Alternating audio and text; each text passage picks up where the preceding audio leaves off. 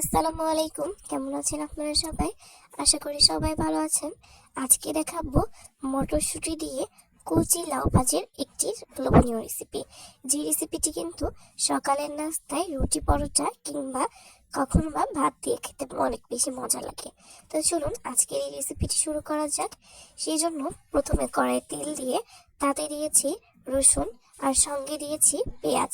রসুন এবং পেঁয়াজ দিয়ে কিছুটা সময় নিয়ে নাড়াচাড়া করে ভেজে নিতে হবে।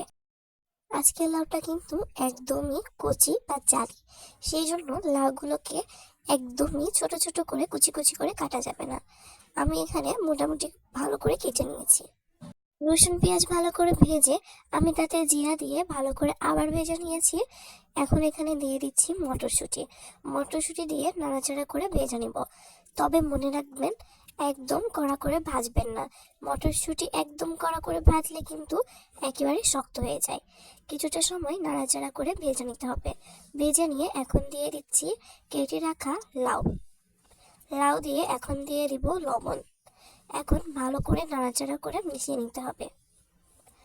আর এই ভাজিটা তৈরি করার সময় কিন্তু কোনো প্রকারের পানি দিতে হয় না। লাউ থেকেই এমনি পানি বেরিয়ে এই ভাজিটা খুব সহজেই তৈরি হয়ে যাবে।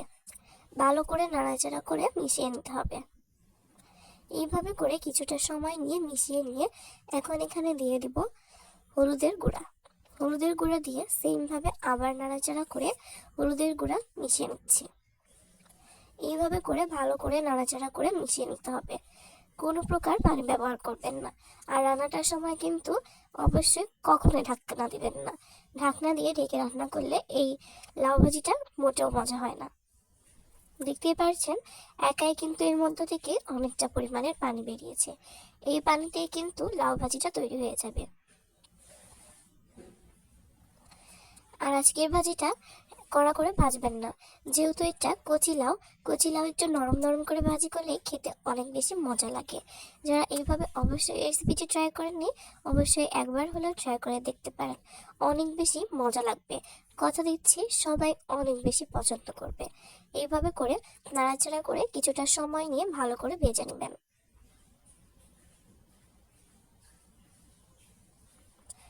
মাঝে মাঝে নাড়াচাড়া করে দিয়ে কিছুটা সময় নিয়ে ভালো করে ভেজে নিতে হবে।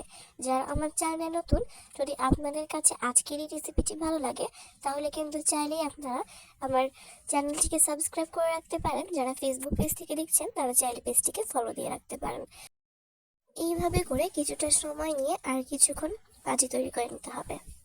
আর কিছুক্ষণ ধরে ভেজে নিলেই কিন্তু এই মটরশুঁটি দিয়ে লাউ ভাজির রেসিপিটা খুব সহজেই তৈরি হয়ে যাবে। যারা রান্নার ক্ষেত্রে একেবারেই নতুন, খুব কম সময়ে কিন্তু তারা এই রেসিপিটি ট্রাই করতে পারেন। অনেক বেশি মজার হবে। আর কিছুক্ষণ রান্না করে নামিয়ে নিব। আর এই তো দেখতে পাচ্ছেন, তৈরি হয়ে গেল লোভনীয় মটরশুঁটি দিয়ে লাউ ভাজির একটি লোভনীয় রেসিপি। কচি লাউ ভাজি কিন্তু খেতে অনেক বেশি মজার হয়। যারা এইভাবে ট্রাই করেননি অবশ্যই ট্রাই করবেন। আর দেখতেই কিন্তু অনেক বেশি লোভনীয় লাগছে। শুধু দেখতেই না, খেতেও অনেক বেশি মজার ছিল।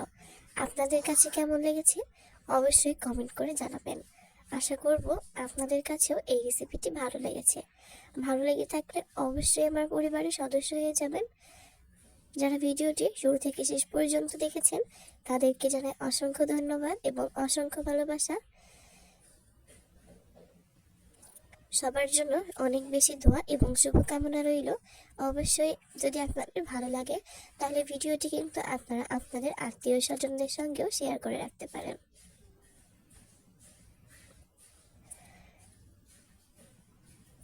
সবার জন্য অনেক বেশি দোয়া এবং শুভকামনা জানি আজকের মতো এ পর্যন্তই ভিডিওটি শেষ করছি। অবশ্যই রেসিপিটি একবার হলেও ট্রাই করবেন। নতুন ভিডিওতে হাজির হব। বিদায় জানাচ্ছি। আল্লাহ হাফেজ।